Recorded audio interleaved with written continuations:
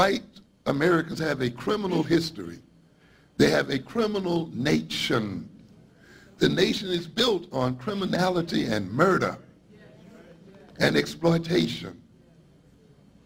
It is a part of their collective psyche.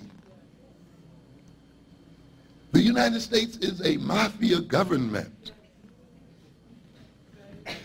No one has done more damage and degradation and murder, rape, and robbery than Europeans. Yes.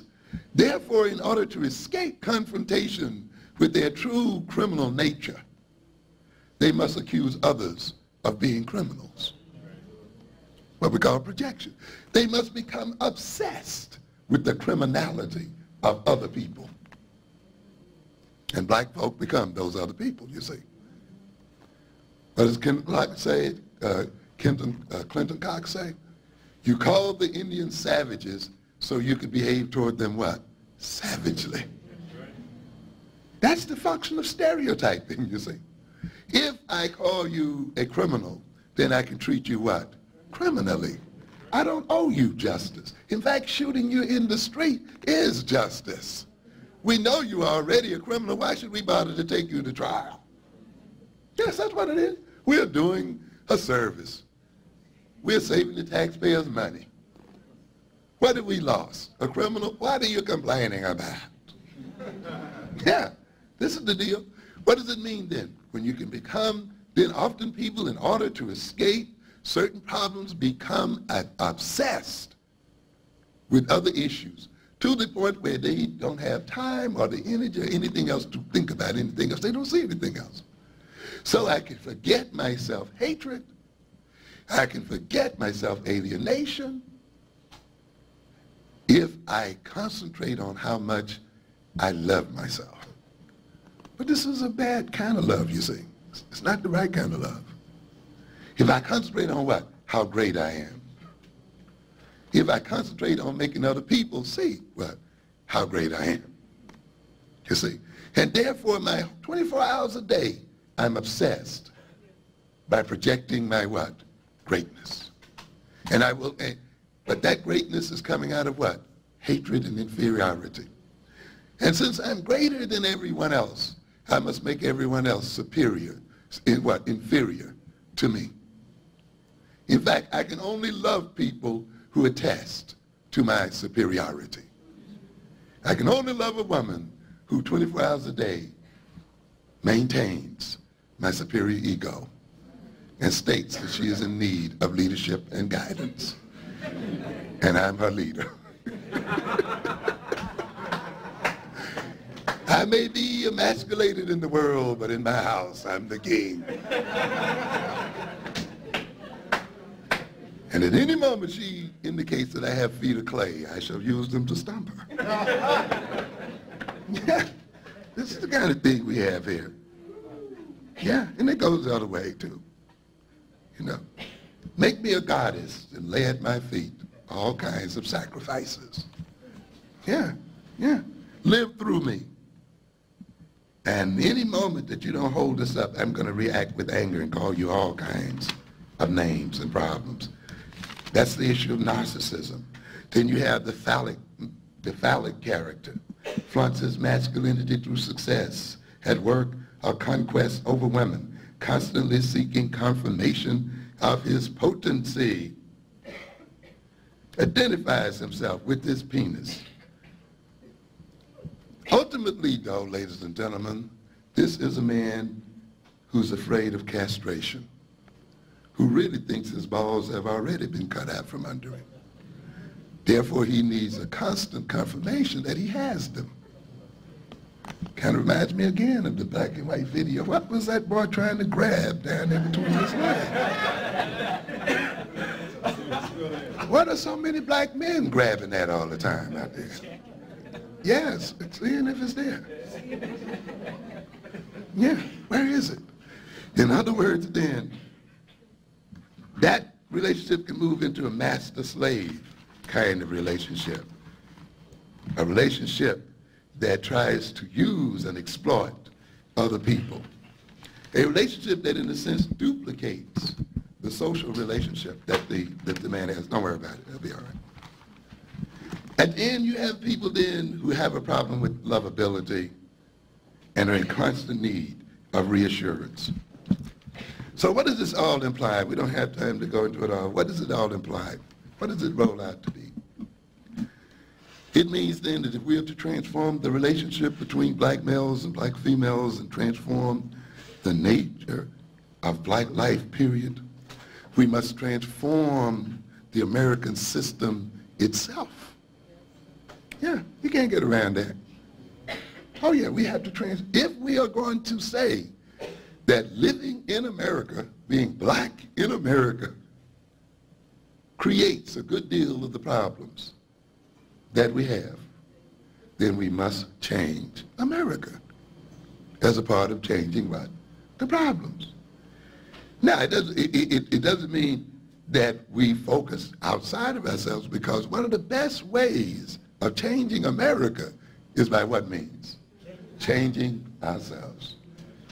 I've told you before that we are not only the creation of whites, we also create them. That they cannot be what they are unless we are what we are. And therefore, if we engage in self-transformation, we engage in the transformation of the nation and ultimately in the transformation of the world. This is what I'm saying again about an African-centered education. That more deeply than all, in terms of an African-centric education, is that we are not creating a revolution in America as much as we are creating a revolution in ourselves. But that revolution in ourselves is a revolution in America. And that's why we look at ourselves and transform ourselves. It means then that we must gain a perception of what is real. Maladaptive behaviors flow from the inability to operate in terms of what is real in the world. Where are we as African people? What is our real history? What is the real nature of this social system? And how does that reality intrude into our lives? We must come to know ourselves. If we do not know ourselves, we lose control of ourselves. We don't know why and for what reason we behave as we do. We must exercise control over ourselves. We must come to esteem ourselves and accept ourselves. To a good extent, the problems that we talk about all the time are problems that flow from people avoiding themselves, escaping their real selves, and creating mechanisms and machinations to facilitate their escape from themselves, and using other people and abusing other people in their escape from self-acceptance, in their escape from their real African selves as a people. And therefore, if we're going to stop abusing and using other people and using them as objects and so forth, then we must come back into self-acceptance and come back into reality. We must gain the ability to form affectionate relationships. And ladies and gentlemen, the ability to love and how to love is taught. In this system, we are taught that it's something that occurs accidentally and spontaneously. That is not true. Even romantic love, with all of its shivers up and down your spine, and all of this business about you can't eat and you can't sleep and, you know, you toss and turn all night.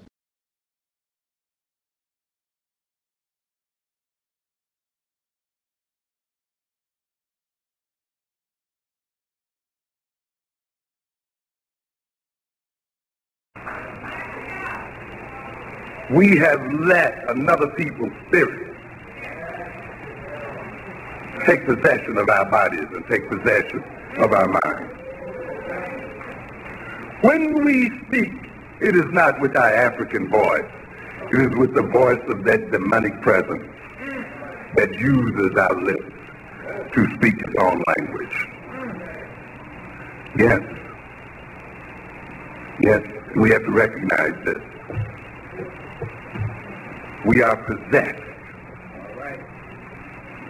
And if we are to transform ourselves and to transform the nature of our relationship with those who are our masters, we must engage in an exorcism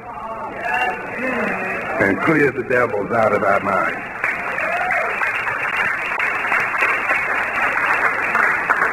And at this time, then, it'll pay you to read a little bit about demonic possession.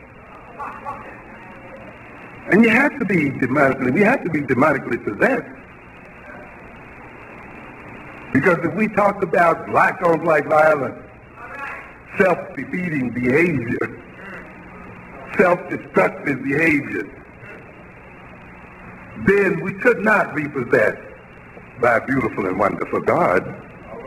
We must be possessed by demons. It's interesting to look at the literature on possession. We have a couple of types of possession. One is called a somnambulistic possession. Somnambulistic. Soma, in this instance, having to do with sleep. You hear it in the word somninex. You know, ambulistic, to move around. Ambulatory, right? So we're talking about people who are what? Sleepwalking. They're not awake, but they're walking around. The body is moving, and it is walking in an organized fashion and walking systematically, but the person is still asleep. And in somnambulistic possession, then, the individual's original self has been repressed and displaced, and the spirit, and he identifies with the spirit that possesses him. And his I and the spirit's I are one and the same. We have a lot of that here today. Where the spirit that has been implanted in us, we have taken to be us, and we've identified with it. That is why in defending ourselves, we end up defending the people who rule over us. In defending our ego, we end up maintaining the social structure that has destroyed our ego to begin with. And you see it in our youngsters, who will fight and kill in the name of respect, and fight because their egotistic orientation has been insulted. And therefore, in defending their ego, they do not kill the people who destroyed their ego. They kill each other. And maintain the one who destroyed them in the first place in power. You clearly don't know who you're talking to, so let me clue you in. I am not in danger. I am the danger. So we have some of our people here who think then that slavery was back then and had nothing to do, and had nothing to do with them. Ladies and gentlemen, we've never escaped slavery. We still share the slave consciousness of our great-great-grandparents. We are of the same mind to a great extent that they were. We have not advanced beyond these people. How can I say that? I generally ask a series of questions. You say that slavery has nothing to do with you and slavery was back there. And I ask you the question then, what language do you speak?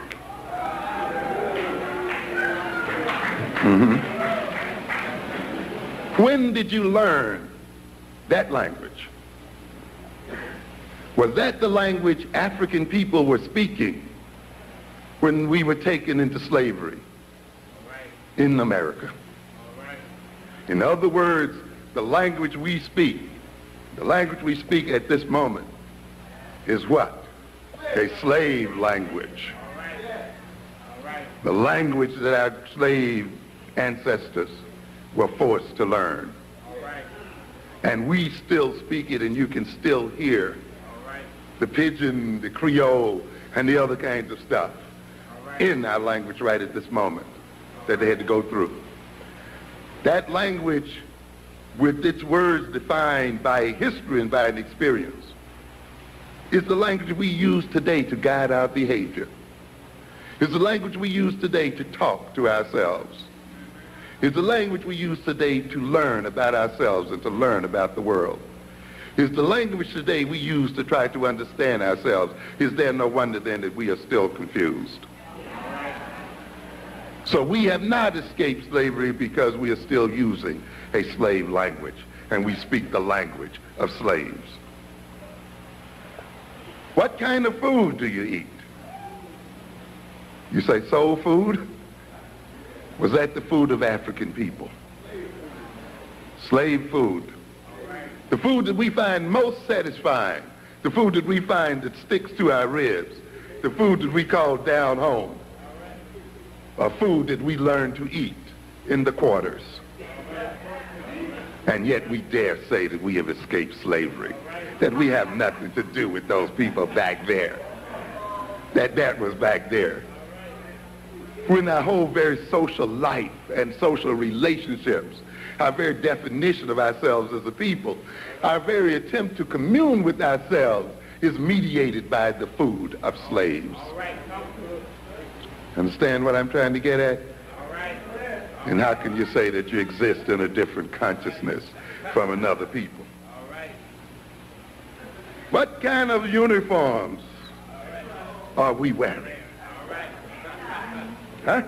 What kind of clothes are we wearing? Were these the clothes of African people? Huh? This is what we got to look at.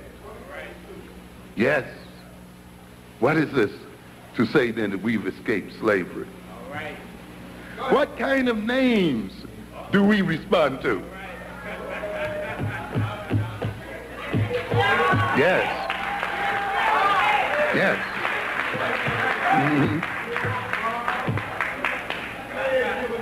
Tamikas and all these other things we got going out here. What kind of names do we identify with? Why is it that African names sound strange to us now as a people, and yet we dare say that we have a different consciousness from our great slave grandparents? How can we say that? We are still of the same consciousness, and we are still in the same position because we are still servants of the white man. And our reason for being in America is to serve white folk and to generate wealth for them. And there has been no change at all in terms of our relationship to these people.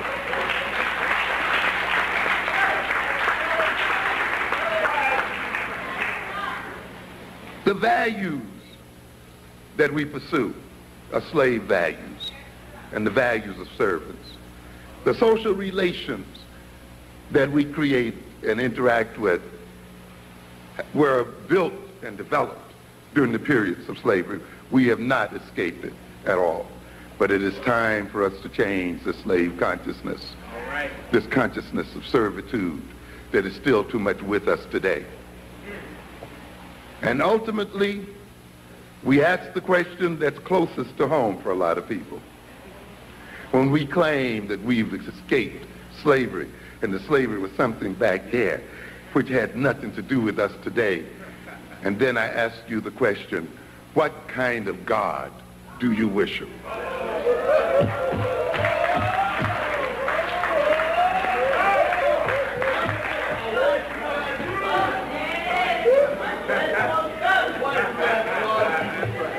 What's the name of it? Who taught you to praise him? Was this the God you were praying to before you were brought to these shores? Was this the religion you had before you were brought to these shores? Can you name one African God? How can you then, who define yourself, the very essence of yourself and the very essence of your soul, and organize the very nature of your life here on earth, based on a God handed to us by our slave masters, claim that you have no slave consciousness and are not related to slavery. All right. In other words, then, ladies and gentlemen, we are not Africans. All right. We are possessed by spirits and demons.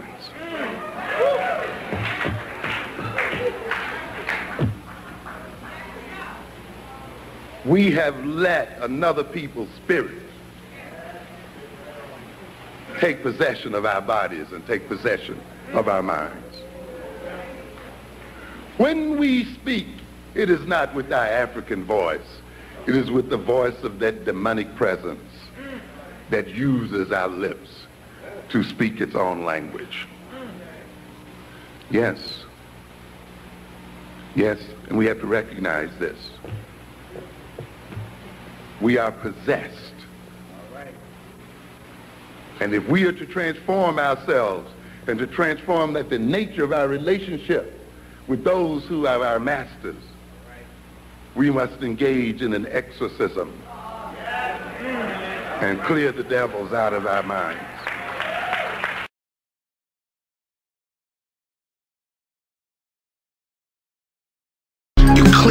When you have an identity, it is difficult for another person to impose a set of values on you. Because having a positive identity and a solid identity is a defense against being penetrated by alien forces. A positive identity functions to locate us in the world, in space and in time and in history.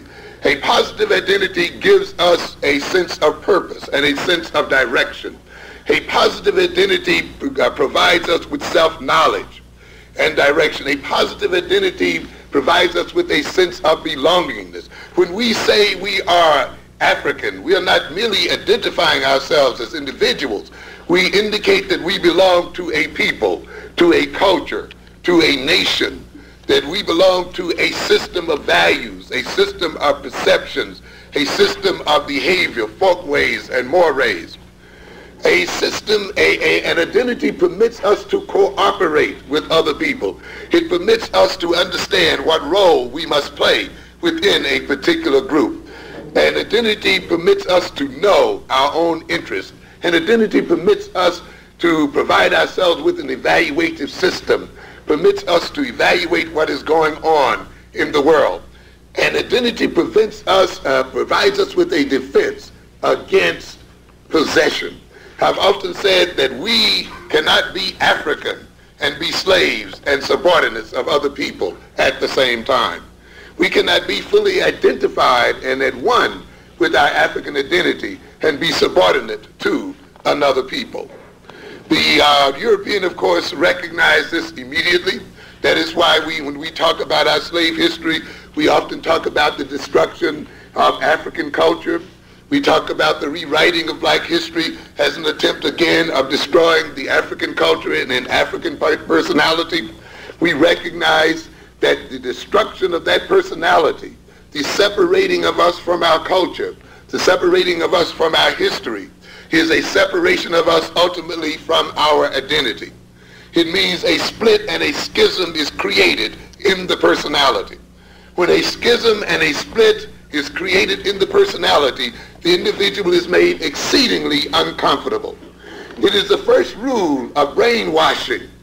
When you wish to brainwash a person, when you wish to transform their personality, you break them from their old personality. You break them from their old moorings.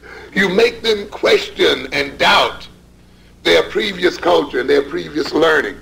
When you get them to begin to doubt themselves, when you get them to reject their culture, when you get them to see their past lives as negative, when you get them to feel ashamed of that past life, when you get them to feel guilty of that past life, and any good brainwasher knows this, and you check out the Moonies and any other brainwashing organization, you will see this process being put forth. Once you get that, the individual then is left in a tremendous state of confusion, in a tremendous state of ambivalence. That state is painful. It motivates the individual then to seek some kind of relief, to seek some way out. Then it becomes the function of the brainwasher to say, if you follow my way, if you accept my definition, if you do it the way I say do it, if you look at it the way I say look at it, if you value it the way I say value it, then you will feel better.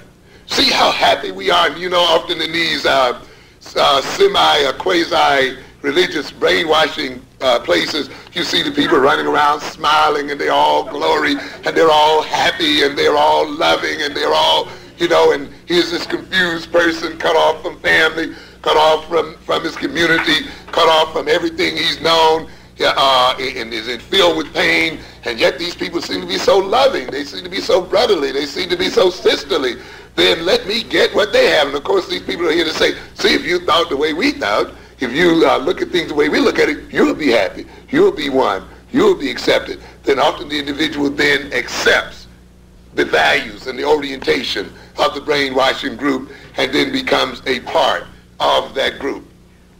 The splitting then of the African personality is a necessary process in inculcating into that personality an alien personality, an alien spirit, creating the personality of servitude. It makes possible then in that African personality, that is the split African personality, makes it possible then for the African to begin to believe the lies, to accept the European distortions, to accept European reality, to accept then the stereotypes the Europeans have projected.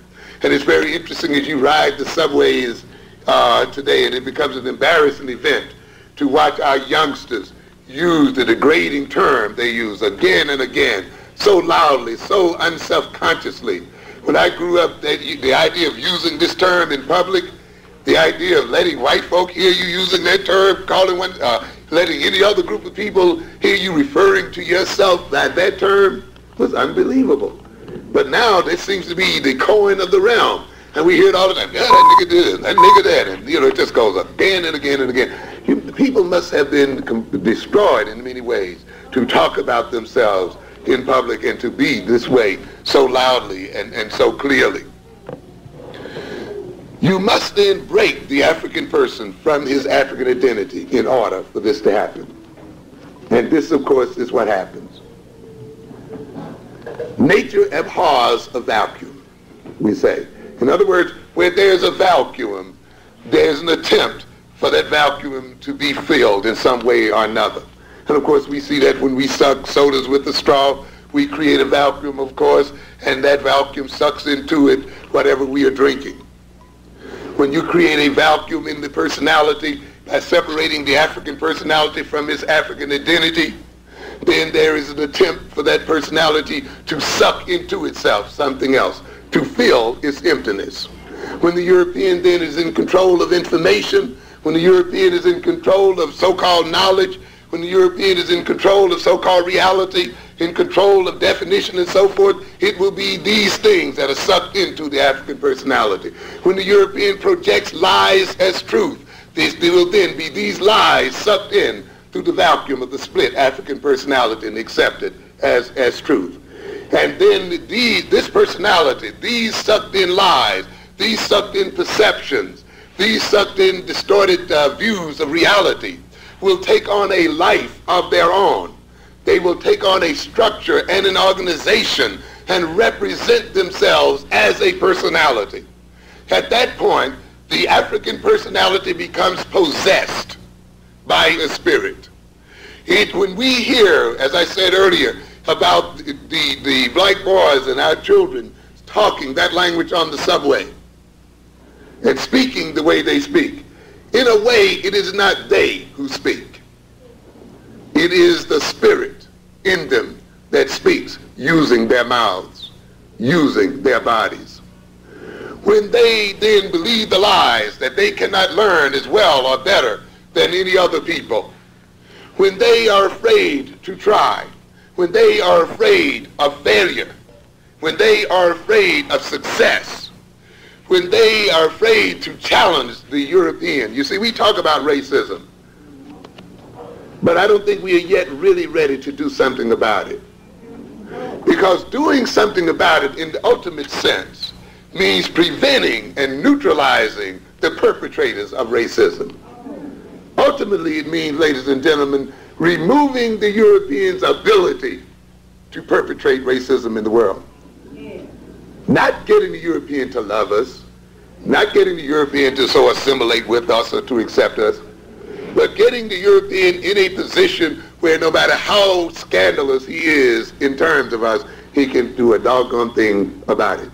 Because we then have the power in and of ourselves to defend ourselves against his insult and against his slander. Ultimately, then, the removal of racism for the world would mean the ultimate neutralizing of European power. But many of us are not ready yet to take on that task.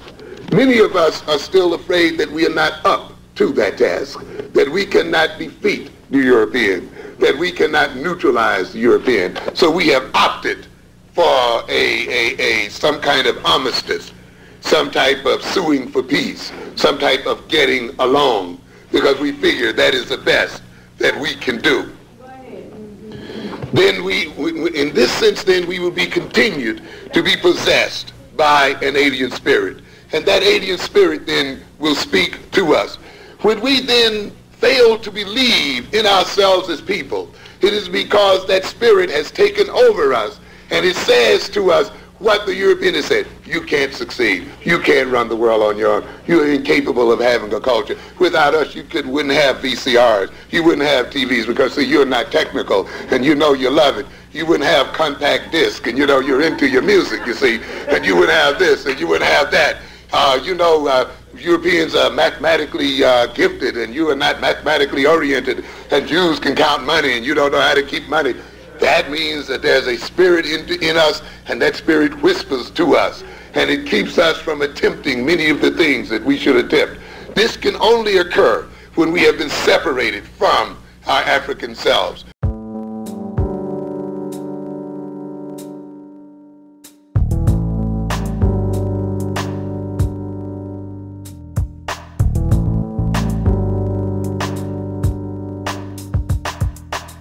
Sanchez, we ready?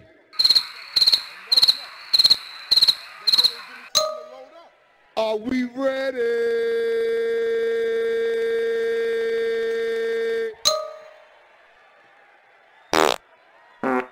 Man, sit your ass down. I guess not.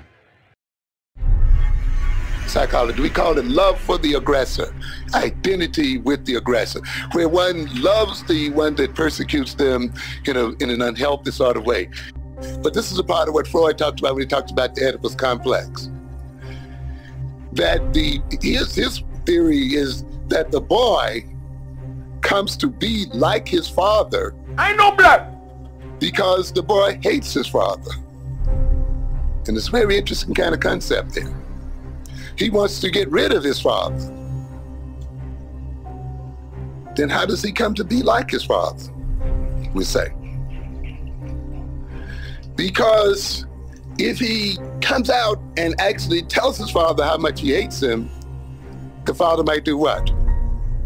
Destroy him. You see? He's dependent upon his father. He needs his father.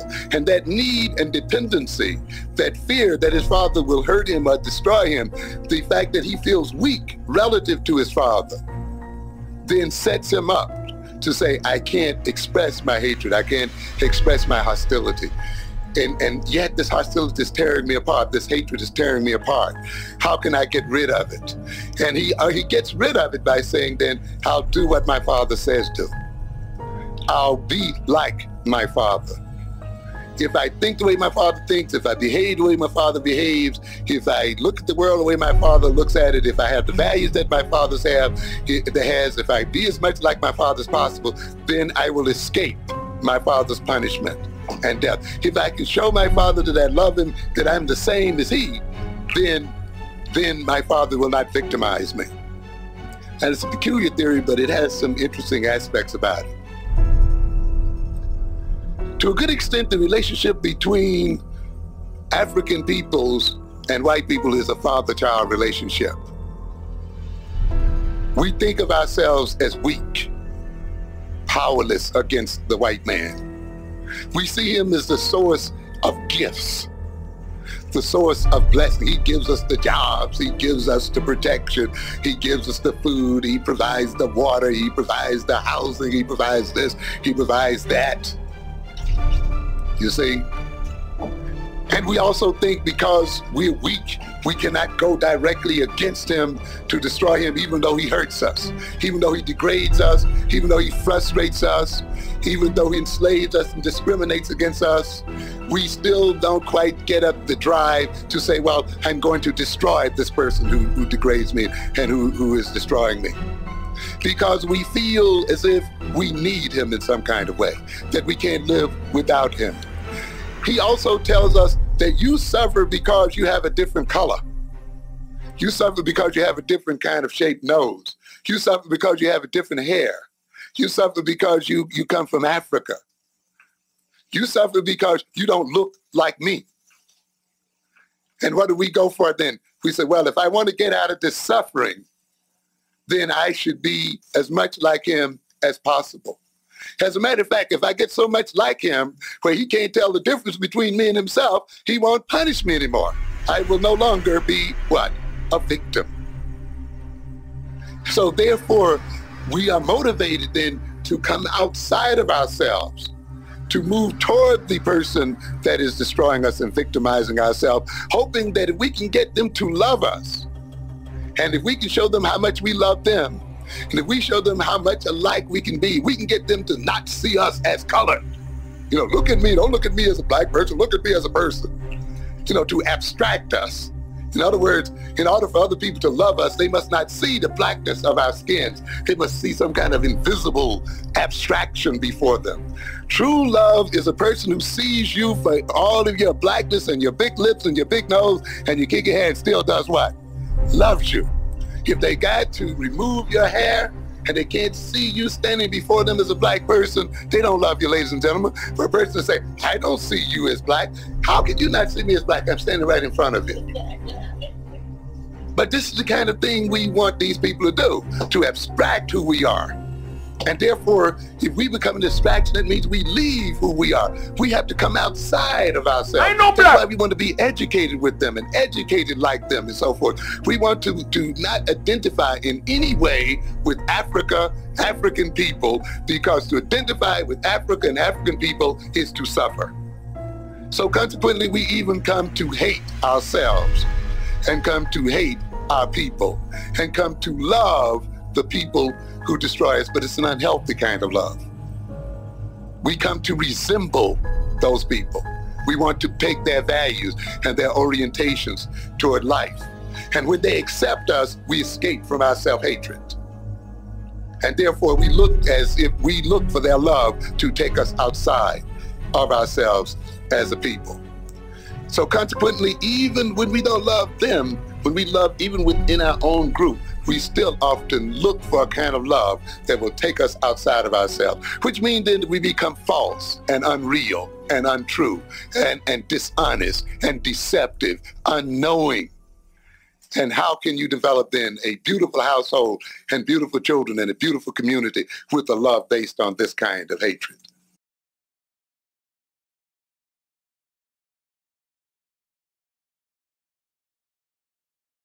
Sanchez, we are killing each other in order to maintain this system. We have let ourselves become possessed by a spirit such that when we become aggressive, we aggress against the self instead of those who are the source of our aggressive orientation. We talk a lot as a people about self-hatred. Self-hatred is a personality configuration. It is a form of personality organization. It is an orientation toward the world and toward oneself. Self-hatred, then, is the white man's greatest protection against being destroyed by the black man. To a good extent, self-hatred is the white man's defense mechanism, is the white man's form of self-defense. How can we say that? To a great extent, one function of the personality is to direct energy, to direct aggression, to channel aggression and energy and wishes and impulses in particular directions, to organize feelings, to organize energy, to achieve certain ends. Those things that we hate, often then when we are angry or hostile, we aggress against them, don't we? We attack them often. We destroy them. Then we have a problem, don't we? If we attack the things we hate, if we attack the things toward which we hold hostility, when we are overly frustrated and when we are angry, then what happens if that thing we hate is ourselves? It means then, ladies and gentlemen, that when we become frustrated and angered as a people, when we are overwrought by feelings of hostility, and our self-hating personality seeks to channel that hostility and channel that aggression, it's going to channel the aggression right back on to the self, because that's the thing we hate most. So consequently, black anger then becomes a conduit for black self-destruction, for black self-defeat. The object of our hostile, aggressive feelings becomes ourselves. And you can see then how the white man is protected by that personality structure, right? While he stokes our anger, while he stokes our hostility, while he stokes our frustration, and while we get mad and we want to strike out, when we decide to strike out and aggress, we strike out and aggress against the self. And by doing so, he is left untouched and unscathed. And therefore, our self-hatred becomes his principal means of defending himself and of maintaining himself. One of the things that frightened him most about the Ferguson case was that Ferguson's self-hatred mechanism broke down.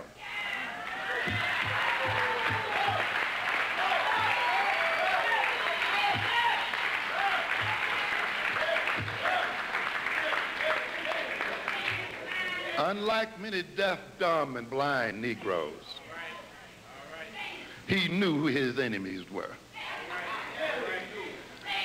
And so when he got angry and hostile, instead of going out to drink himself to death, instead of going out to smoke crack and destroy himself,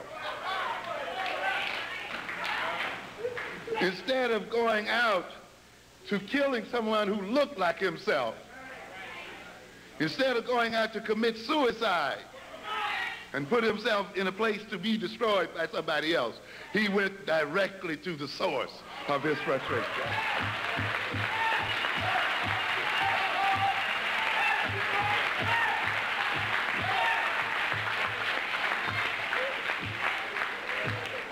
And this is what frightened those people. They were wondering, how many more are there like that? And are they increasing? Yes.